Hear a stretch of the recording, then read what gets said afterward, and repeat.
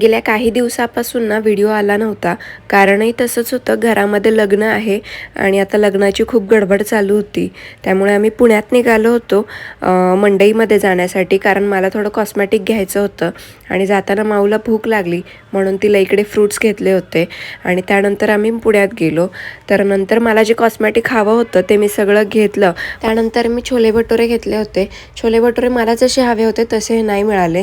त्यानंतर आम्ही आलो गॅलेक्सीमध्ये मावच्या पप्पांचे कपडे स्टिच करायला त्यांना टाकायचे होते, कारण त्यांना रेडीमेडचे शर्ट अजिबात आवडत नाही. सो त्यांचं हे काम इकडे झालं.